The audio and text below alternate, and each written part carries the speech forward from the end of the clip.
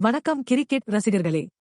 IPL 2026 தொடரின் மிக முக்கியமான மற்றும் அதிக எதிர்பார்ப்புகளை உருவாக்கிய எலிமினேட்டர் போட்டியின் அலசலுக்கு வரவேற்கிறேன்.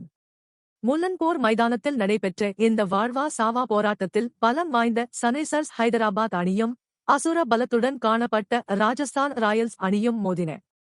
இதில் வெற்றி பெறும் அணி அடுத்த சுற்றுக்கு முன்னேறும், தோல்வி அடையும் அணி தொடரை விட்டு வெளியேற வேண்டும்.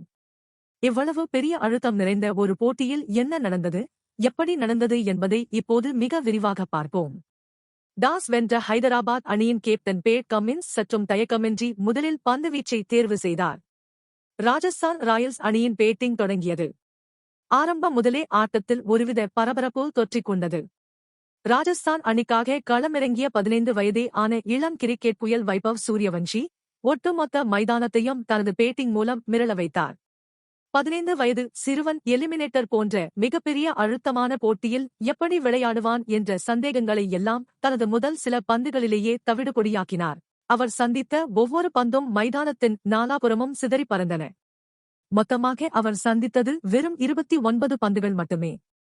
12 இமாலய சிக்சர்கள் மற்றும் 5 அற்புதமான பவுண்டரிகளை விளாசித் தள்ளிய அவர் 97 ரன்களை குவித்து ஒரு அசாத்தியமான சாதனையை படைத்தார்.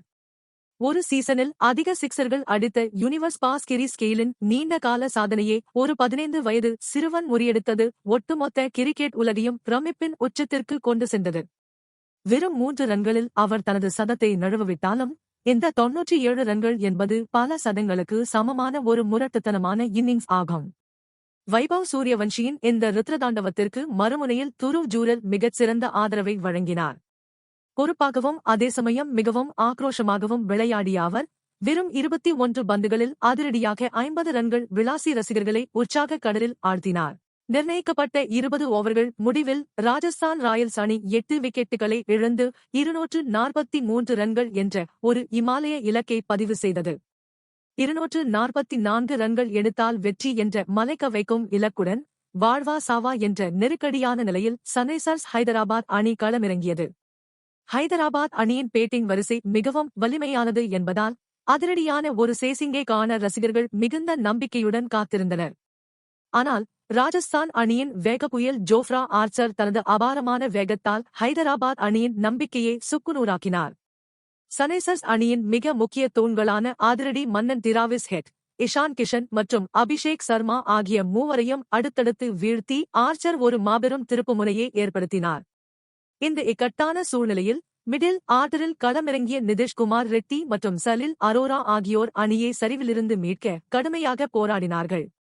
நிதிஷ்குமார் ரெட்டி மிகவும் பொறுப்புடன் ஆடி 38 ரன்களும், சலில் அரோரா தன்பங்கிற்கு போராடி 35 ரன்களும் எடுத்து ஒரு சிறிய நம்பிக்கையை அளித்தனர்.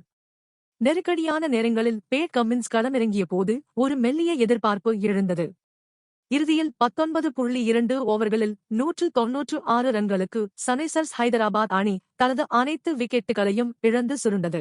இதன் மூலம் ராஜஸ்தான் ராயல்ஸ் அணி 47 ரன்கள் வித்தியாசத்தில் ஒரு மாபெரும் வெற்றியை பதிவு செய்து IPL 2026 தொடரின் குவாலிஃபயர் 2 சுற்றுக்கு மிகவும் கம்பீரமாக முன்னேறியுள்ளது. மறுபுறம் இந்த சீசன் முழுவதும் மிகச் சிறப்பாக விளையாடி பல அதிரடி வெற்றிகளை பதிவு செய்த சன்ரைசர்ஸ் ஹைதராபாத் அணி இந்த முக்கியமான எலிமினேட்டர் போட்டியில் அடைந்த மிகப்பெரிய தோல்வியின் மூலம் தொடரை விட்டு கண்ணீருடன் வெளியேறியுள்ளது. இந்த போட்டியின் நாயகனாக ராஜஸ்தான் அணியின் 15 வயது இளம் திறமைசாலி வைபவ் சூரியவன்ஷி திகழ்ந்தார் என்பதில் எந்த சந்தேகமும் இல்லை.